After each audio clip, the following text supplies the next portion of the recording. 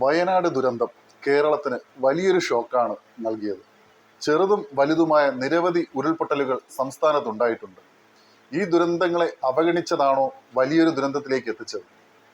വയനാട് ദുരന്തത്തിന്റെ പശ്ചാത്തലത്തിൽ എന്തൊക്കെ പരിഹാര മാർഗങ്ങളാണ് സ്വീകരിക്കേണ്ടത്? 66 വർഷത്തിനിടെ വയനാട്ടിൽ കുറഞ്ഞത് 66% വനമാണ്. 1952-നും 2019-നും ഇടയിലാണ് ഇത്രയും വനവിസ്തൃതി കുറഞ്ഞത്. വയനാട് ദുരന്തവുമായി ബന്ധപ്പെട്ട് നടത്തിയ സമഗ്ര ശാസ്ത്രീയ പഠന റിപ്പോർട്ടിലാണ് ഇക്കാര്യം പറയുന്നത്. 29 പേജുള്ള റിപ്പോർട്ടാണ് വേൾഡ് വെതർ ആട്രിബ്യൂഷൻ എന്ന കാലാവസ്ഥാ ഗവേഷകരുടെ സംഘടന പ്രസിദ്ധീകരിച്ചത്. 1924, 2018 എന്നീ വർഷങ്ങൾ കഴിഞ്ഞാൽ കേരളത്തിൽ ഏറ്റവും നാശം വിതച്ച മൂന്നാമത്തെ പേമാരിയാണ് വയനാട്ടിൽ പെയ്തതെന്നും ആഗോള പഠനങ്ങളുടെ അടിസ്ഥാനത്തിൽ വേൾഡ് വെതർ കണക്കാക്കുന്നു. കേന്ദ്ര കാലാവസ്ഥാ വകുപ്പ് നൽകുന്ന മുന്നറിയിപ്പ് സംസ്ഥാന തലത്തിൽ ആയതിനാൽ മണ്ണിടിച്ചിൽ എവിടെ സംഭവിക്കുമെന്നത് പറയാനാകില്ല. ജിയോളജിക്കൽ സർവേ ഓഫ് ഇന്ത്യയുടെ നാഷണൽ ലാൻഡ് സ്ലൈഡ് മുന്നറിയിപ്പ് കേന്ദ്രം വൈകാതെ വയനാട്ടിൽ പ്രവർത്തിച്ചു തുടങ്ങുമെന്നതാണ് ഏക പ്രതീക്ഷ. വയനാട്ടിലെ ചൂരൽമലയിലേതുപോലുള്ള സമാന ദുരന്തങ്ങൾ ആവർത്തിച്ചേക്കാമെന്നും ആദ്യമായി പുറത്തുവന്ന രാജ്യാന്തര പഠന റിപ്പോർട്ടിൽ പറയുന്നു. മണ്ണിടിച്ചിൽ സാധ്യതയുള്ള സ്ഥലങ്ങളിൽ ഇവയെ പ്രതിരോധിക്കാൻ ആവശ്യമായ സാങ്കേതിക ഇടപെടൽ നടത്തണമെന്നാണ് റിപ്പോർട്ടിൽ നിർദ്ദേശിക്കുന്നത്. കേരളത്തിലെ മലയോര പ്രദേശത്ത് ഉരുൾപൊട്ടൽ സാധ്യതയുടെ തോത് പഴയ രീതിയിലല്ല ഇനി അളക്കേണ്ടത്. മുന്നറിയിപ്പ് രക്ഷാ സംവിധാനങ്ങൾ ഇതനുസരിച്ച് ഏറെ മെച്ചപ്പെടണം. ഖനന നിർമ്മാണ വനനശീകരണ ജോലികൾ നിയന്ത്രിക്കണം. കാലാവസ്ഥാ മാറ്റം ലോകത്തെ എങ്ങനെ മാറ്റിമറിക്കാൻ പോകുന്നു എന്നതിൻ്റെ നേർക്കാഴ്ചയാണ് വയനാട് ദുരന്തം. പെട്രോളിയം, കൽക്കരിയും ഉൾപ്പെടെ കാർബൺ ഇന്ധനങ്ങളിൽ നിന്ന് പാരമ്പര്യേതര ഊർജ സ്രോതസ്സുകളിലേക്ക് മാറാൻ ലോകം വൈകരുതെന്നും ലണ്ടനിലെ ഇംപീരിയൽ കോളേജ് ഓഫ് ഗ്രന്ഥാം ഇൻസ്റ്റിറ്റ്യൂട്ട് പരിസ്ഥിതി കാലാവസ്ഥാ മാറ്റ വിഭാഗം ഗവേഷകയും മലയാളിയുമായ മറിയം സക്കറിയ പറഞ്ഞു.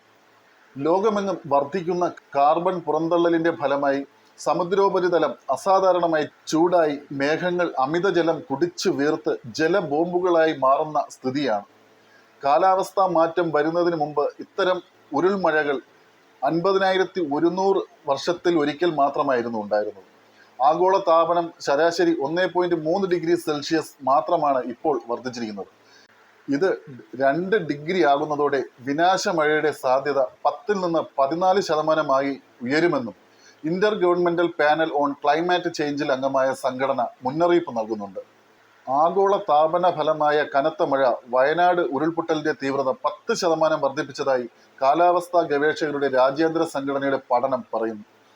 മലയാളികൾ ഉൾപ്പെടെ ലോകത്തെ 24 പ്രമുഖ ശാസ്ത്രജ്ഞർ കഴിഞ്ഞ ഒരാഴ്ച കൊണ്ട് നടത്തിയ പഠനത്തിലാണ് ഈ വിലയിരുത്തൽ. വയനാട് ദുരന്തത്തെപ്പറ്റി പുറത്തുവരുന്ന ആദ്യ പഠനമാണിത്. അത്യുഷ്ണം മുതൽ അതിവർഷം വരെയുള്ള ലോകത്തെ തീവ്ര കാലാവസ്ഥയെപ്പറ്റി പഠനം നടത്തുന്ന സംഘടനയാണ് WWA.